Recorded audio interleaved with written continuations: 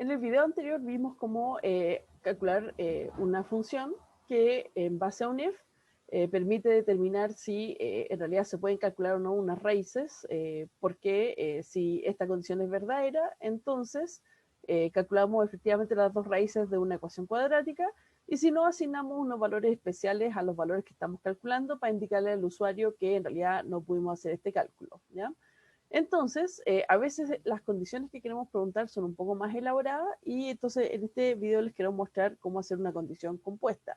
Porque ustedes ya vieron que en lógica ustedes a veces quieren preguntar, por ejemplo, ¿qué pasa si esto y esto es verdadero? O ¿qué pasa si esto o esto es verdadero?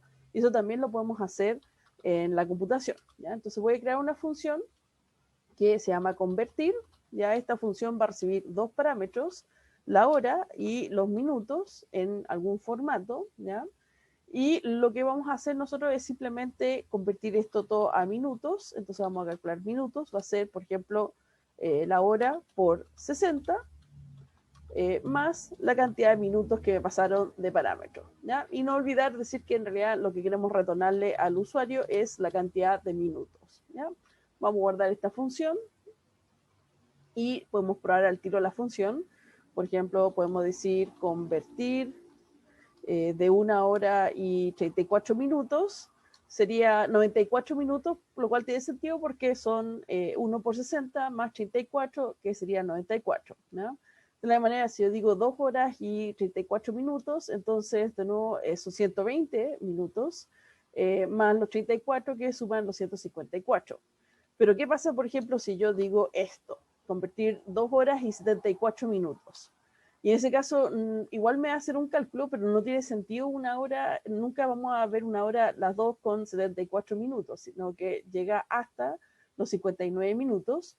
Entonces podemos, por ejemplo, decir, por ejemplo, si en este caso los minutos son menores, por ejemplo, a 0, porque no pueden haber menos de 0 minutos, o, y la forma de escribir o en el computador en este lenguaje es usando lo que se llama el pipe. Son básicamente dos caracteres que están cerca del 1, ¿ya? Es simplemente una línea vertical dos veces juntas. Entonces estamos diciendo que si la cantidad de minutos es menor que 0 o es mayor que 59, ¿ya? Entonces en ese caso hay un error, ¿ya? No podemos calcular la cantidad de minutos, y por ejemplo vamos a decir que minutos va a ser igual a -1, ¿ya? Porque en realidad no es correcto calcular los minutos, ¿ya? Así que vamos a dejarlo en este orden. O sea, primero siempre calculamos esta conversión que hicimos de las 60 minutos por la hora, ¿ya? Más la suma de los minutos.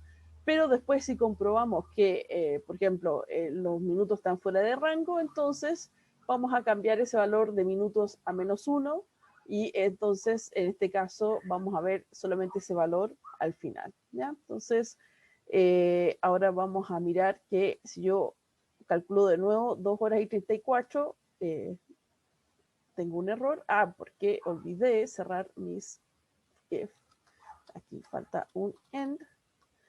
Y vamos a guardar de nuevo y volvemos. Y aquí siempre pueden ver, por ejemplo, hay un error en la línea 8, entonces así supe dónde corregir esto. Y ahora volví a ejecutar la función, y entonces 2 horas con 34 efectivamente son los 154 que había calculado antes. Pero ahora si calculo las 2 horas con 74, recibo un -1 porque pasamos esta condición, y la condición es verdadera. Efectivamente ahora 74, bueno, no es menor que 0, pero sí es mayor que 79. Así que se actualiza ese valor que calculamos de minutos y se deja en -1. Ahora, la forma en que escribir esta función es un poco distinta, como la van a ver después en introducción a programación, donde uno típicamente este tipo de condición la valida antes de hacer el cálculo, porque no tiene sentido hacer un cálculo si en realidad las condiciones iniciales no son las correctas. Pero esto simplemente para mostrarles un ejemplo de cómo escribir condiciones compuestas, ¿ya?